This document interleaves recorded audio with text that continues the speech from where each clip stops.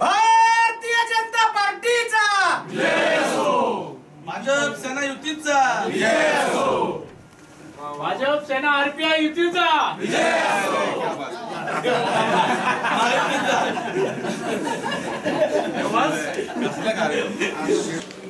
आज भारतीय जनता पार्टीने सुनील कांबळे यांना स्टँडिंग कमिटीची उमेदवारी दिली। गेले 25 वर्ष सुनील भाऊ नगरसेवक म्हणून काम करत असताना त्यांच्या मागे दांडगा अनुभव आहे।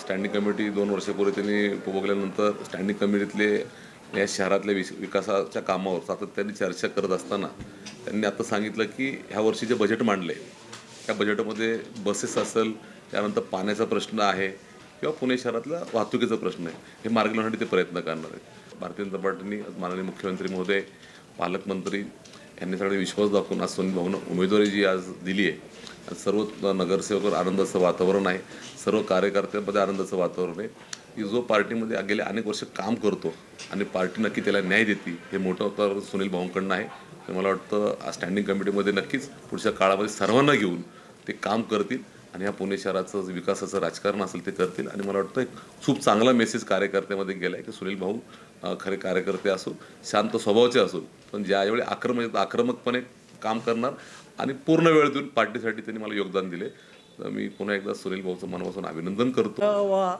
पुलवामा या ठिकाणी जो जवानांवर जो हल्ला झाला, ते शहीद झालेल्या जवानांना प्रथम श्रद्धांजली वाहतो।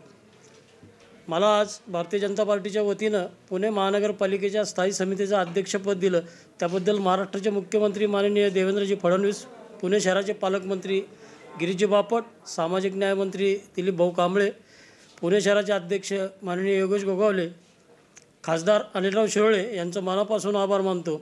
येणाऱ्या काळात एक वर्षभराच्या काळात मला जी संधी मिळालेली आहे, त्या संधीचा मी पुणे शहराच्या विकासासाठी नक्की प्रयत्न करेल। मागील राहिलेल्या ज्या काही योजना आहेत त्याही पूर्ण करण्याचा मी नक्की प्रयत्न करेल। पुणे शहराचा कचऱ्याचा विषय असो, पाण्याचा विषय असो, या सर्व प्रकरणात मी लक्ष घालून पुणे शहराचा विकास करण्यासाठी मी प्रयत्न करेन।